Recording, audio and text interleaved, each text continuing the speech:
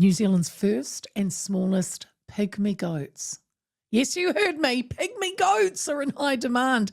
A South Island farmer's venture for being the first person to import a couple of pygmy goats has taken off, with more than 150 people now on her waiting list for these cheeky little miniature pets. Well, add me to the list. 151.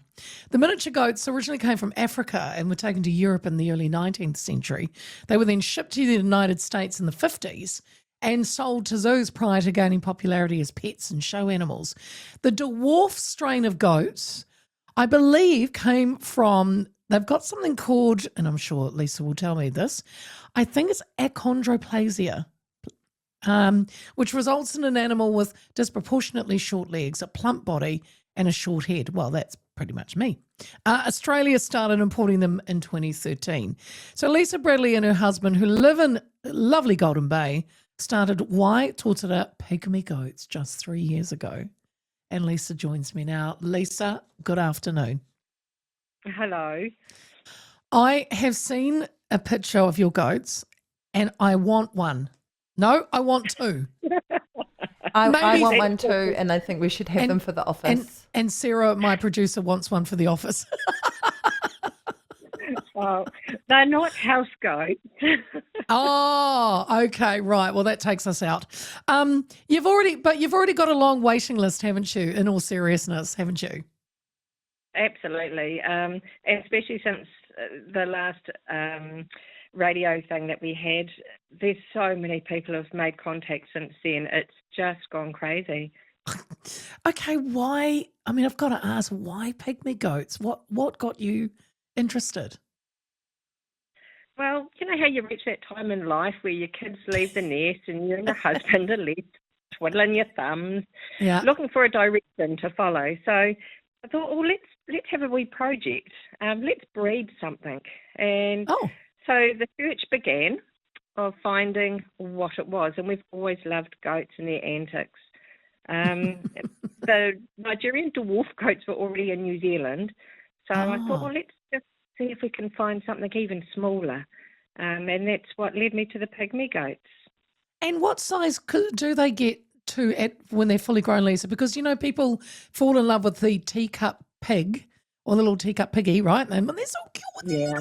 And then fast forward 2 years and they're like, you know, half a ton. You know, they're ginormous. Yeah. These goats don't blow out like that, do they? No, but they do, like they're below the knee. So my buck, who's a 9-year-old buck, he's 49 centimetres at the wither. And of course, bucks are always bigger than the does. Yes. So okay. So they stay little. So you said you've always loved goats. Your hubby hunted, didn't he? And you say he'd always bring you back a baby goat. So you've always had them.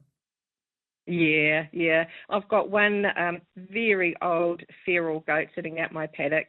She's called Bubba Goat. Bad thing. But she's turned into this evil goat, and she only loves me. She lives with the horse, no one else. Yeah. Isn't that funny? Because we, you know, when I was growing up in the Bay, Hawke's Bay, my cousins and my nana had goats and that, and they used to just put them out on the, you know, on the side of the road so they'd kind of keep the boom down, you know. Yeah. And only a handful of people could move the billy goat. Like I couldn't get near them. But there was like one or two cousins that, oh no, I'll have to move him because he only likes me. And then I worked kind of part-time when I was a school kid in a horse trekking agency, and there was a goat that they put with the woman that owned them, the horses, put a goat with her stallion, because obviously the stallion couldn't be in with all the other, with the mares, so he was by himself. Yep. So they put the goat in as company. And in the end, the horse they fell in love, and one couldn't leave a paddock without the other. So we'd move the horse, and the goat's going nuts would move the goat, the horse would go nuts. So they're funny little creatures. And what's the personality with the pygmy goats? Is it just like your normal goat? Probably more so. They're so friendly. They love cuddles. They love attention. And because they're cute, you tend to want to hug them and cuddle them, and they give you kisses on the neck, and Yeah, the big time wasters. The big time wasters. I love it. And was it when you decided, you and your husband went, yep, let's do this, was it difficult to start with, to go through the kind of importing stage? Well, actually, it was sort of at the end of COVID, and we couldn't even travel over to Australia to look at these goats. So it was all on hearsay from the person I was buying them from. Ah. Yeah. And wow. Thankfully, I found someone very trustworthy, and he was really good. So the first hurdle was selecting the correct animals. Yep. The next one was getting them through quarantine, and then getting them approved by MPI here in New Zealand, and then finally getting them to us. Oh. And what did you start with? Did you have like one couple of does, a buck? What did you start with? So I've got a full blood buck, which means he's an embryo transplant out from USA. Wow. And I've got 2 purebred does. Okay. So, and when I started, I've used Nigerian dwarf goats over my buck. So I've got some crossbreds to breed up to the pygmies. Ah. And how many can a doe, carry? How many kids can she have? They can have 1 or 5 and anything in between. Wow. The norm is triplets or twins. That's the norm. And over the 3 years, how many have you bred? What have you got out of them? I put the girls to the boy just once a year. I don't want to all the poor little things out. And this will be my 3rd kidding. So I'm starting to get some 75% babies come through, which is really exciting because they look real pygmy. Like they're finally coming down in size. Yeah. And they're quite wide and thick set and just snuggly. Yum. I love it. Well, all right, the big question there, Lisa, how much are they? Well, you'll get a crossbred wether starting at $500. Yep.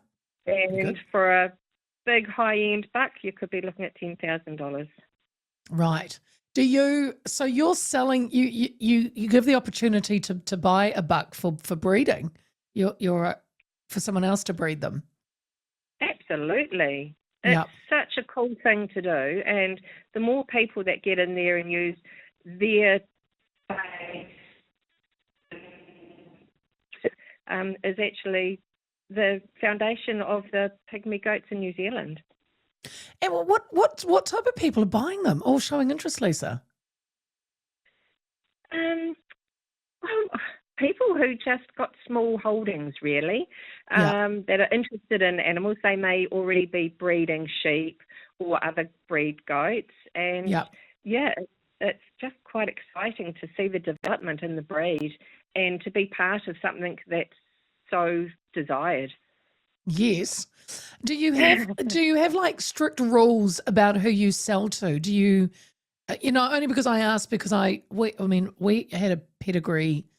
I've always kind of had mongrel animals, but we had a pedigree cat. We had he was used for breeding, and it was a Maine Coon, and they stopped breeding from him because he was pretty much his line was through all of New Zealand, so they wanted a new boy. Wow. So we got him when he was pretty much, he was 7 when they denackered him and said, right, you're worthless, which was terrible. So I saw him on Trade Me, and I went out and fell in love, and I said, I want him. But even though they didn't want to breed with him, they were quite strict about, what home he went to, which I thought was great because they wanted lots of questions and, where do you live, and you'll keep him inside, is it fenced? I said, well, cats can make fences, but go over fences. But had lots of animals. And so I liked that because, they wanted to know that he was going to a good home. So do you look into where the goats go, or is that really a bit too much to ask?